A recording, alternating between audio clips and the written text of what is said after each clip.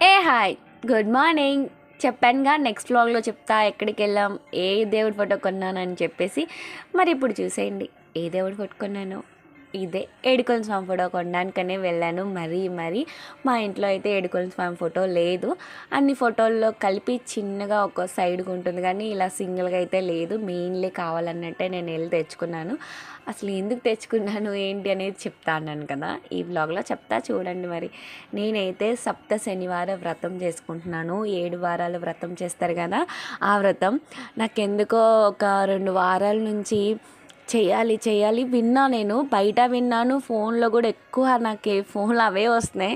ఆ వ్రతం చేసే వీడియోస్, వ్రతం చేసే ఫొటోస్. మా ఇంట్లో కూడా ఫోటో ఉంటుంది. ఆ ఫోటో చూసినప్పుడల్లా నాకు కూడా ఈ వ్రతం చేయాలి, నేను ఎందుకు చేయకూడదు అని చెప్పి అనిపిస్తుంది. నేను ఎప్పుడు చేయలేదు ఏడుకొండ స్వామికి, ఇదే ఫస్ట్ టైం. ఎప్పుడు లేని ఎందుకు అలా అనిపిస్తుంది అని చెప్పి చాలా ఆలోచించాను. కానీ భయం వేసింది. వ్రతం అంటే అటు ఇటుగా అవ్వచ్చేమో, మళ్ళీ ఏదైనా అయితే దీనివల్లే అయ్యిందా అని ఒక ఇది ఉండింది కదా, ఒక టెన్షన్ అనేది ఉంటుంది కదా. అలాంటివి ఉండకుండా నేను చాలా రోజుల నుంచి వెతికి ఆలోచించి అలాంటివి ఏమి ఉండవు, ఏమైనా పర్వాలా మనకున్న దాంట్లో చేసుకోవచ్చు అని అంతా కనుక్కున్న తర్వాత మా హస్బెండ్కి చెప్తే, మా హస్బెండ్ ఏమో పర్వాలేదు చేసుకో, అలా ఏముండదు, దేవుళ్ళ దగ్గర మనుషులు బోల్డ్ చెప్తారు ఇలాగా అలాగా, దేవుళ్ళు అలాంటివి ఏముండదు, మనకున్న దాంట్లో ఎలా చేసినా వాళ్ళు తీసుకుంటారా అని అన్నారు.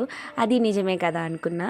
ఇలా అయితే నా ఫస్ట్ రోజు పూజ అయితే పూర్తయింది. ఈ వారం సక్సెస్ఫుల్గా అయిపోయింది. మరి నెక్స్ట్ వారం ఎలా ఉంటుంది ఏంటి అనేది ముందు మీరే చూడాలి. మరి నాకైతే ఫస్ట్ పూజ తర్వాతనే వీడియో అనేటట్టుండే, అందుకని ఫోన్ పక్కన పెట్టేసుకుని ప్రశాంతంగా పూజ చేస్తాను. ఇంకెప్పుడైనా ఈ వారాల్లో కుదిరితే ఖచ్చితంగా చూపిస్తాను. ఈ వారంకి ఇంతే, బాయ్.